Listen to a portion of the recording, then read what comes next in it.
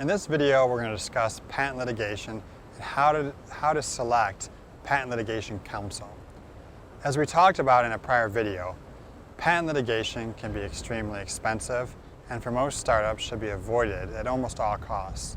But there may come situations where an entrepreneur or a startup needs to enter into patent litigation, either to enforce one's valuable patent rights or to defend against an IP assertion from a third party. So let's talk about what one should think about when selecting legal counsel for that intellectual property litigation matter. So for patent litigation, it tends to be a specialized area of the law.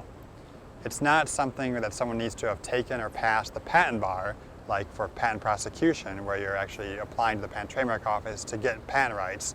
But with patent litigation, you probably want someone with at least some, if not extensive, experience with patents and enforcing or defending against them in federal court or the International Trade Commission.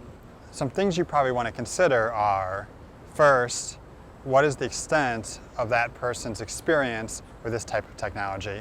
Second, does this person have any experience in this particular jurisdiction, this particular federal court or the International Trade Commission? Third, does this person have any experience with the opposing counsel? And fourth, does this person have any experience with the particular issues that are likely to come up in this case? Now, the person may not have to have experience with all those areas, but those are some questions to consider. Another thing to consider is that you're hiring a patent firm, but what you're really hiring is the particular lawyers that are going to work on the case.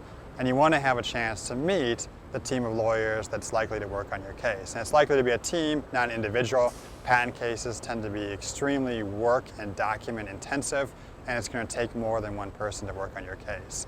And while you may be mostly interested in the senior counsel that would actually act as your trial counsel in the rare circumstance where you actually go to court, you also want to meet the more junior people, because it's probably going to be the more junior people, in particular a mid-level or senior associate, that's going to spend the vast majority of the time working on your case and maybe the primary person with which you interact during the course of the case. So you want to make sure you're comfortable with that person's personality and experience with the issues that are going to come up in your case. Most firms should actually come and pitch you for the work. Because patent litigation work can be pretty lucrative for firms and for attorneys, they'll actually come and pitch you for the work, and during that pitch, they should give some preliminary thoughts about your matter, and you should be able to meet at least some of the people that are going to work on your case and hear about their experiences that we just talked about. So let's talk about how to actually pay for patent litigation. So there's the traditional model where attorneys will bill you for the time. They bill X amount per hour, they'll work Y number of hours during a month, and you'll get a bill for that work.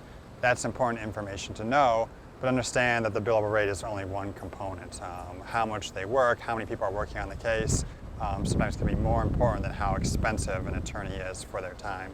It's becoming increasingly common to have alternative fee arrangements. These could be contingency fee arrangements, especially if you're on the plaintiff side, if you're enforcing your patent rights and there's the potential for a lucrative damages award coming to you. Plaintiff's counsel may say, we won't bill you for our time, but if we are successful and if you do win a damages award, we'll take a certain percent of that award. And that percent can range from 10% on the low end, that would be very low, up to 40 or 50% on the high end. Firms are also experimenting with capped fee arrangements where they'll say, we'll bill you this set amount, either per month or per certain stage in the case, or maybe even per discrete action, where you'll get almost a menu. Say, if we want to file a summary judgment motion, it'll cost you this much, such as $50,000. And you either can choose to incur that cost or not incur that cost. This gives you more foreseeability as to what's your bill going to be at the end of the month, but again, these numbers are still going to tend to be pretty high.